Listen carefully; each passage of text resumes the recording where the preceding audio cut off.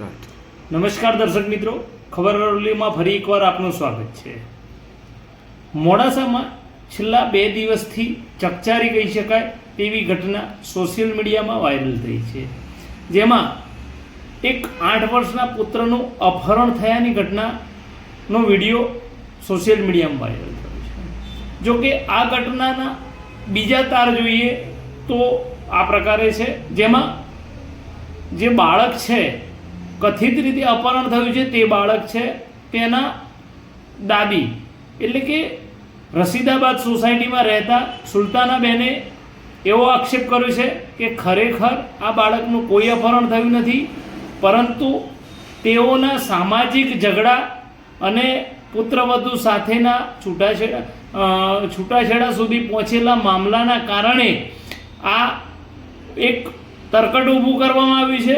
તેઓના કહેવા પ્રમાણે તેઓનું બાળક એટલે કે એમનો પૌત્ર જે આજે તેમના પુત્રની જગ્યાએ પુત્રવધુ પાસે છે, છેલ્લા 13 મહિનાથી તેમનો પુત્ર કોઈ કારણસર ગુમ છે અને કહેવાય છે કે આ પ્રકરણની અંદર ભરણ પોષણનો કેસ પણ કોર્ટમાં છે।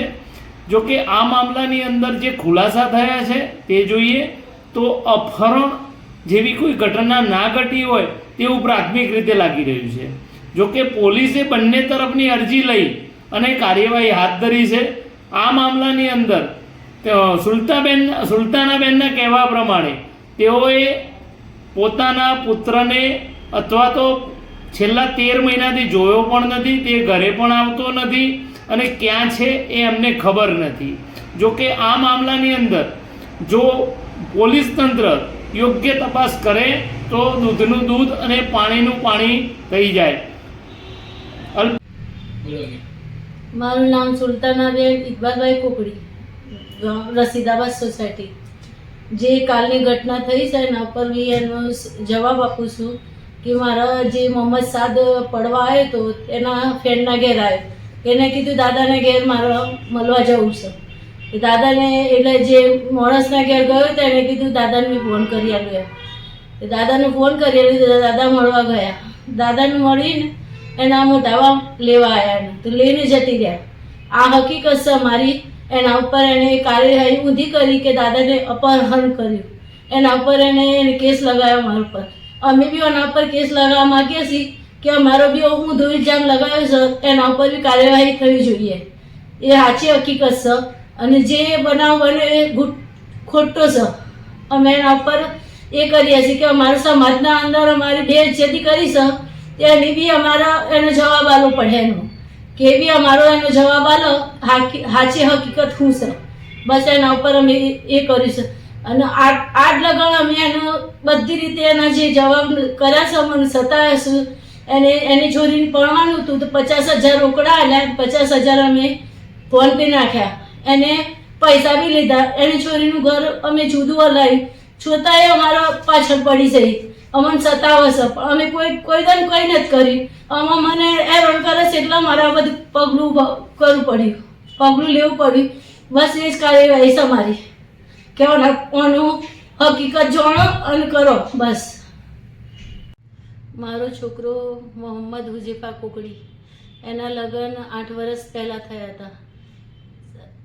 એની બૈરી એની મમ્મીના ઘેર આવતી જતી રહેતી હતી, સારું ચાલતું હતું, થોડા દિવસ સારું ચાલ્યું, પછી એની બેન એની મમ્મીના ઘેર આવી ગઈ ત્યારથી એનું ઘરનું બગાડી આલ્યું। એની બહેનનો સાસ છે ઘર બગાડવાનો, એની મમ્મીને એના પપ્પાનો સાસ છે। અમારે જો લગ્ન ઓછું ચાલતું હતું તો લગ્ન એને રહી અમારા ઘેર, જો એની બુનને સાથ આલ્યો તો ઘર બગાડી નાખ્યું। એને જેમ કીધું એમ કર્યું, અમે એને જુદું બી મૂકી આલ્યું, અમે જુદામાં બી એને ના રાખ્યો। છોરાને ત્રાસ આલીને છોરો જતી રહ્યો, કંઈ અમને બી ખબર નથી કઈ ગયો, એટલો ત્રાસ આલ્યો અને થાકી ગયો છોરો। ઘેર ખાવા બી નથી બનાવતી ને એવો બધો ત્રાસ હતો, અમને તો ખબર નથી કેવું, પણ એને છેલ્લે કીધું કે મમ્મી આવું છે, એમ તકલીફ સમાન નથી રહેવું એમ। મેં તો એને એમ કહેતી હતી તું ઘેર રહે, ખાવાની તકલીફ પડે તું ઘેર આવીને ખાઈ લેજે, પણ તું તારા ઘેર રહે, ખુશીથી રહે, એમ કરીને અમે જુદું આલી। છતાંય એને છોરાને તકલીફ આલી, છોરો લાપતા થઈ ગયો, તારે મારો છોરો નથી ઘેર। એનો પૈસા એના બાને પૈસા માગ્યા કે અમને પૈસા જરૂર છે, તો અમે પૈસા બી આલ્યા એને કે ખુશીથી રહી। તો છતાં અમારો પીછો નથી છોડતી. તો અમારો કાર્યવાહી કરવી જોઈએ એના પાછળ. અમે થાકી ગયા કે અમે સમાજને બી બતાવવા માગીએ છીએ કે આ ખરાબમાં ખરાબ માણસ છે. અમે તો પરણાવ્યો છે પણ અમને ખબર છે કેટલું હેરાન કરે છે. કોઈને ખબર નથી. અમે આજ લગન કોઈને બી નથી કીધું. બસ મારી આ જ કાર્યવાહી છે. ઓના ઉપર થવું જોઈએ. મારો છોકરો જુદો મૂક્યો હતો તાણે એને માગણી કરી હતી અમારી પાસે કે પૈસા આપો પછી અમે સમાધાન કરીએ. અમે 50,000 રોકડા આપ્યા, 50,000 ઓનલાઈન કર્યા, તો છતાં એને સુખી ના રહેવા દીધો. છોકરાને હેરાન કરતા હતા. અત્યારે મોહમ્મદ સાદ અમારી પાસે આવવા માંગે છે. 8 વર્ષનો છોકરો છે. જ્યાં જો બી જાય એમ કહે છે કે દાદાને મળવું છે, દાદાના પાસે આવું છે. દાદાના પાસે મળવા બી નથી દેતા ને કોઈને જબરજસ્તી છોકરાને પકડી રાખ્યું છે. અમારે એટલી જ એ છે કે મને મળવા દે બસ છોરાને. અસ્સલામુ અલૈકુમ. મારું નામ કોકરી ઇરફાન હુસેન ગુલામ હુસેન છે. પછી મારો છોકરો ફાતિમા મસ્જિદમાં પડવા જાય છે. તે મોલ સાહેબને એમ કીધું કે આ છોકરાને એના ઘેર મૂકી આય. તે મારો છોકરો મારા ઘરે આવ્યો મને પૂછવા માટે કે પપ્પા આ છોકરાને મેં મૂકવા જાઉં. તે પછી મેં એમ કીધું કે બેટા કોનો છોકરો છે? તે કીધું કે પછી એ છોકરાએ મને ડાયરેક્ટ કીધું કે મારા દાદા પપ્પા પાસે જવું છે. મેં એના દાદા પપ્પાને ફોન લગાવ્યો કે ભાઈ તમારો છોકરો આવ્યો છે તે તમારી પાસે એને આવું છે. તો હું કરું, મૂકવું આવું એમ?